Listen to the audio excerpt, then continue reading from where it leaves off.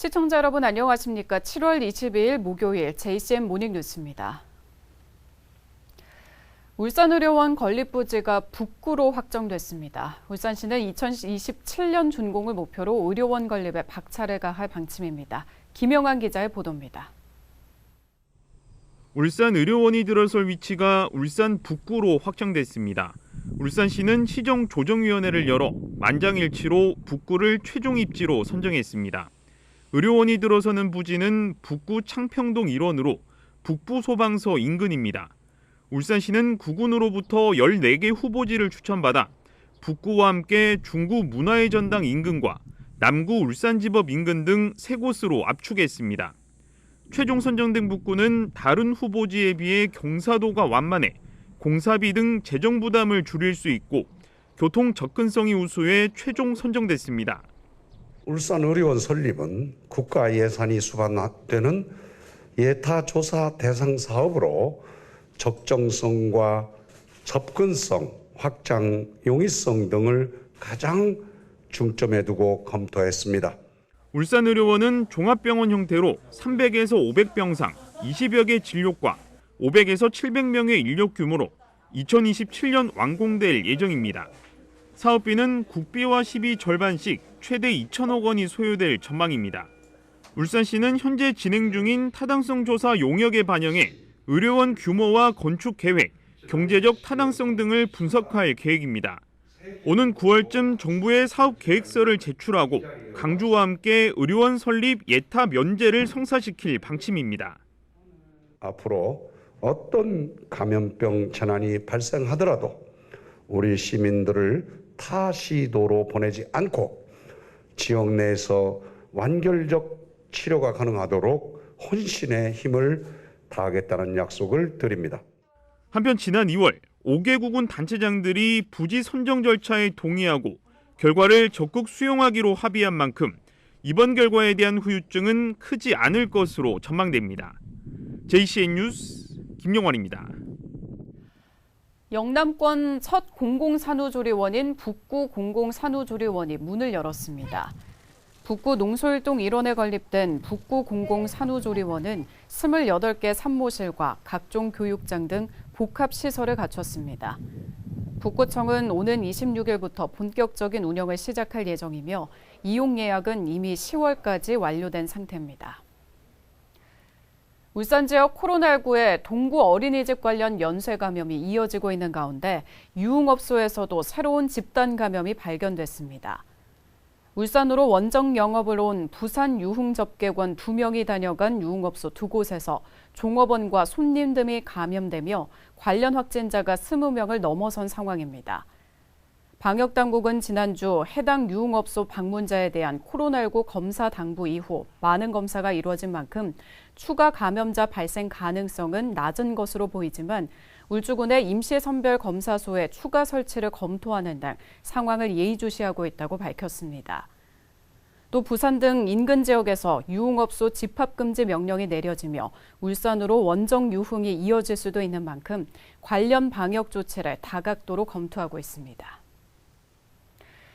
김경수 경남도지사의 댓글 여론조작 혐의 실형 확정에 대해 송철호 시장이 안타깝다는 입장을 밝혔습니다. 송철호 울산시장은 평소 손발이 잘 맞았다며 김 지사와의 파트너십을 형성하며 동남권 메가시티 등의 현안에 대해 긴밀하게 협력해왔다고 말했습니다. 현재 송 시장이 회장을 맡고 있는 영남권 미래발전협의회 차기 회장으로 김 지사가 선임된 지 하루 만에 실형이 확정되면서 영남권 미래발전협의회도 차질이 우려되고 있는 가운데 송 시장은 동남권 메가시티와 지역혁신 플랫폼 사업 등은 워낙 잘 구축이 돼 있어서 협업 관계에 어려움은 없을 것이라고 전망했습니다. 울산과 경남이 업무 협약을 맺은 지역 인재의 공공기관 채용 광역화가 울산 지역 청년들의 취업난을 더 심화시킬 수도 있다는 우려가 나왔습니다. 김종섭 시의원은 서면 질문을 통해 울산과 경남의 협약으로 내년 1월부터 울산과 경남 지역 청년들이 17개 공공기관 지역 인재 채용을 동시에 응시할 수 있게 됐다며 그러나 울산은 5개 대학의 졸업생이 매년 6,500여 명이지만 경남은 23개 대학에 2만여 명이 달하고 있어 울산 학생들의 취업문이 더욱 좁아지게 될 것이라고 지적했습니다. 김 의원은 이번 협약 내용과 울산 지역 청년들의 득과 실을 분석한 자료 등을 상세히 밝혀줄 것을 울산시에 촉구했습니다. 국민의힘 박성민 국회의원은 미술관과 박물관 등의 문화시설이 수도권으로 쏠리고 있다며 균형 발전의 필요성을 강조했습니다. 박 의원이 문화체육관광부로부터 받은 자료에 따르면 면적 100제곱킬로미터당 미술관과 박물관 수는 서울이 23.6개로 가장 많았고 울산은 0.8개로 특광역시 가운데 가장 적은 것으로 나타났습니다. 박 의원은 미술관과 박물관이 없거나 적은 지역에 문화시설과 교통 인프라를 우선적으로 공급해 지역 경제 활성화와 균형 발전을 이루는 일이 공공의 역할이라고 밝혔습니다. 현대자동차 노사가 올해 임금과 단체협약 교섭에서 분규 없이 잠정 합의를 이끌어냈습니다. 코로나19 재확산과 차량 반도체 수급난으로 자동차 산업의 위기가 더욱 깊어지고 있다는 점에서 인식을 같이 했는데요. 속도감 있는 집중교섭 끝에 10년 만에 두 번째로 3년 연속 무분규 잠정합의 기록을 세웠습니다. 이현동 기자의 보도입니다. 현대자동차 노사가 17차 교섭에서 올해 임금과 단체협약 잠정 합의안을 도출했습니다. 3년 연속 파업 없이 잠정 합의안을 끌어낸 것 2011년에 이어 10년 만에 두 번째입니다. 잠정 합의안에는 기본급 7만 5천 원 인상, 성과급과 경력금 200% 플러스 580만 원 지급, 전통시장 상품권 10만 원 지급 등의 내용이 포함됐습니다. 다만 노조가 요구해온 정년 연장과 해고자 복직은 받아들여지지 않았습니다.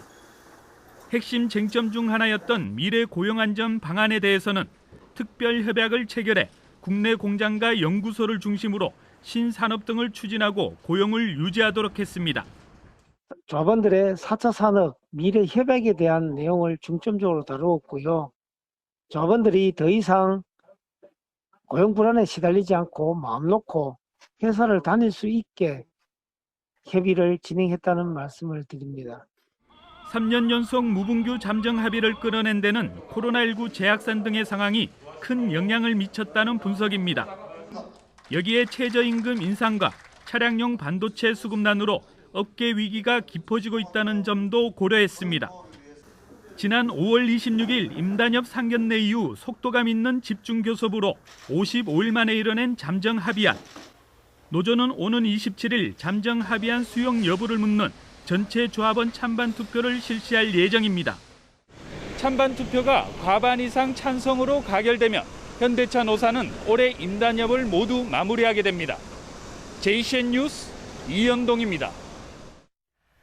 2019년과 2020년 2년치 임금과 단체 협약 교섭을 2년 2개월 만에 타결한 현대중공업 노사가 오늘 임단협 조인식을 갖습니다. 노사는 임단협 조인식과 함께 조선산업 발전을 위한 노사 공동선언식도 함께 진행해 노사관계 재정립을 위해 노력한다는 방침입니다. 현대중공업 노사는 여름 휴가 이후 올해 임단협 교섭을 진행할 예정입니다. 화재로 가동이 중단됐던 신고리 4호기가 어제부터 재가동에 들어갔습니다. 한국수력원자력 서울원자력본부는 원자력안전위원회의 재가동 승인에 따라 어제 오전 6시 20분부터 발전을 재개했다고 밝혔습니다. 신고리 4호기 재가동은 당초 일정보다 열흘 정도 빠른 것으로 탈핵단체 등은 원안위가 전력 수급을 이유로 졸속 승인을 했다며 비난했습니다. 울산시가 현대 로템과 함께 국내 최초로 수소전기 트램 실증에 나섭니다. 이번에 개발되는 수소전기 트램은 400kW급 연료전지 모듈을 탑재하고 최고 속도 시속 70km와 1회 충전 시 최대 운행거리 200km를 목표로 개발됩니다. 실증 사업에는 국비와 시비 등 420억 원이 투입되며 울산항역에 트램용 수소 충전소와 차량 기지 등이 설치됩니다. 울산시는 이번 실증에서 우수성이 확인될 경우 2024년 울산 도시철도 도입을 적극 검토할 계획입니다. 바이오 기반 소재 제품 생산업체인 주식회사 케미폴리오가 울산에 본사와 연구소, 공장을 신설하기로 했습니다. 울산시와 케미폴리오는 어제 시청 상황실에서 투자 양해각서를 체결했습니다. 케미폴리오는 울주군 내 에너지 융합 산단에 60억 원을 투입하고 연구소와 공장을 내년 7월까지 준공할 예정입니다. 근무 인원은 내년에 22명을 시작으로 2025년까지 50명 이상 늘릴 예정입니다. 울산의 3대 주력 산업인 정유와 조선, 자동차 업종의 올해 하반기 매출이 코로나 사태 이전 수준을 회복하지 못할 것이라는 전망이 나왔습니다. 전국경제인연합회가 9개 업종의 제조업을 대상으로 올해 하반기 매출 실적 전망을 조사한 결과 울산의 3대 주력 산업인 정유와 조선, 자동차 업종의 매출액은 2019년 하반기 수준에 미치지 못할 것으로 전망됐습니다. 정유업종은 석유 제품의 수요 회복 지연으로 2019년 하반기보다 20에서 25%의 매출이 줄어들 것으로 예상됐으며 조선은 10에서 15% 감소, 자동차 업종도 5%가량 매출이 줄어들 것으로 전망됐습니다. 다만 석유화학 업종은 전방 산업 수요 회복과 국제유가 급등으로 인한 제품 가격 상승 등으로 2019년 대비 20% 이상의 매출 성장이 예상됐습니다.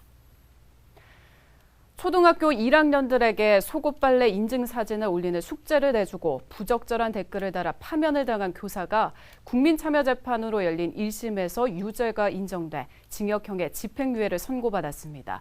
증인으로 나온 일부 학부모들은 논란이 된 소금빨래 숙제 외에도 이 교사가 학생과 학부모의 외모를 비하하는 발언을 하기도 했다고 증언했습니다.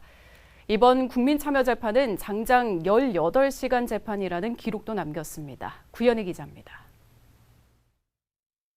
지난해 초등학교 1학년 반 아이들에게 속옷빨래 숙제를 내주고 아이들이 올린 인증사진에 부적절한 댓글을 달아 논란이 됐던 전직 교사 A씨. 논란의 시작은 속옷빨래 숙제였지만 과거 A씨의 부적절한 언행까지 도마에 오르면서 결국 파면당했습니다. 검찰은 A씨가 지난 2019년과 지난해 자신이 담임한 초등학생 1, 2학년 36명에게 속옷빨래 인증사진 숙제를 내준 뒤 숙제 사진에 부적절한 댓글을 달고 학부모 동의 없이 속옷빨래 영상을 자신의 유튜브 채널에 올렸다고 주장했습니다. 또 병원에 입원한 학생과 인증샷을 찍는 과정에서 피해 아동의 볼에 뽀뽀하는 등 부적절한 신체적 접촉을 한 혐의도 적용했습니다. 처음엔 형사 단독재판부에 배당됐던 이 사건은 A씨가 국민참여재판을 희망하면서 형사 합의재판부로 재배당됐습니다. 국민참여재판으로 진행된 1심 재판의 증인만 학부모와 전문가 등 6명. 증인으로 나온 학부모들 중 일부는 논란이 된 숙제 외에도 A씨가 학생과 학부모의 외모를 비하하는 발언을 하거나 학급 밴드에 매일 댓글을 달지 않으면 강퇴시키고 학부모들에게 인바디 측정 결과를 요구하는 등 상식적으로 납득하기 어려운 일들이 많았다고 증언했습니다. 검찰은 학부모와 동료 교사들이 여러 차례 문제를 제기했는데도 부적절한 행동을 멈추지 않고 정신적 학대 등을 가했다며 징역 3년을 구형했습니다. A씨는 아이들을 너무 좋아해서 한 실수라며 다시 학교로 돌아갈 수 있도록 선처해달라고 눈물로 호소했습니다. 지난 20일 오전 9시부터 해를 넘긴 어제 새벽 2시 30분까지 장장 18시간가량 진행된 재판 끝에 배심원 7명은 만장일치로 A씨의 유죄를 인정했습니다. 재판부는 배심원 7명 중 5명이 제시한 징역 1년에 집행유예 3년을 그대로 받아들였습니다. 다만 아동 3명에게 부적절한 신체적 접촉을 한 행위에 대해서는 배심원 7명 중 5명이 무죄 의견을 내 무죄가 선고됐습니다. 항소 여부에 관심이 쏠리는 가운데 이번 판결은 A씨가 울산시 교육감을 상대로 제기한 파면 처분 취소 소송에도 영향을 줄 것으로 보입니다. JCN 뉴스 구현입니다. 간절곶에 있는 울주군 서생면 일대를 해양관광단지로 지정해야 한다는 주장이 제기됐습니다. 서휘용 시의원은 서면 질문을 통해 전국에서 간절곶을 찾는 관광객이 해마다 늘고 있지만 제대로 즐길 수 없는 상황이라며 대규모 관광개발 사업과 숙박시설 등 민자 유치를 위해서 해양관광단지 지정이 필요하다고 강조했습니다. 서 의원은 울주군의 재정 투입 의지와 원전 지원금, 에너지 산단 분양 대금 등 재원 조달이 충분히 가능한 상태라며 울산시가 적극 나서서 정부를 설득해 줄 것을 요청했습니다. 국회 국방위 소속 국민의힘 이채익 국회의원은 군 당국이 애초부터 청해부대 백신 접종을 검토하지 않은 것으로 드러났다고 밝혔습니다. 이 의원은 국방부와 질병관리청에서 제출받은 자료에 따르면 군 당국의 코로나19 백신 접종 계획에 청해부대는 제외된 것으로 드러났다며 군 내 백신 접종이 3월 초부터 시작돼 2월에 출국했던 청해부대는 백신 접종이 불가능할 상황이었다고 지적했습니다. 이 의원은 기본계획 수립 시 현지 접종이 힘든 여건인 것을 확인했다면 출국을 연기해서라도 접종을 했어야 했다며 세계 평화 수호를 위해 해외 파병 임무를 수행한 장병들의 백신 접종에 손을 놓은 군 당국에 대한 국정조사가 불가피하다고 주장했습니다. MC 노민 씨가 어제 복지 사각지대에 놓인 취약계층들을 위해 사용해달라며 대한적십자사 울산지사에 10kg 백미 30포를 전달했습니다. 노민 씨는 백두 라이온스 클럽 회장 취임 당시 받은 백미 22포에 개인 기부 8포를 더해서 총 30포를 기부했습니다. 노민 씨는 코로나19로 어려움을 겪고 있는 취약계층에 작지만 도움이 되기를 희망한다고 밝혔습니다. 통행에 방해가 된다는 이유로 아파트 주차장에 주차된 차량 8대의 타이어에 펑크를 낸 60대 남성에게 징역형의 집행유예가 선고됐습니다. 울산지법 김용희 부장판사는 재물손괴와 특수절도 등의 혐의로 기소된 60대 A씨에게 징역 1년에 집행유예 2년을 선고하고 80시간의 사회봉사를 명령했습니다. A씨는 지난해 8월 북구의 한 아파트 내 도로에서 통행에 방해가 된다는 이유로 B씨 차량의 타이어에 대못을 박는 등 주차된 차량 8대를 상대로 9번에 걸쳐 타이어를 파손한 혐의를 받고 있습니다. JCM 모닝뉴스를 마칩니다. 함께해 주신 여러분 고맙습니다.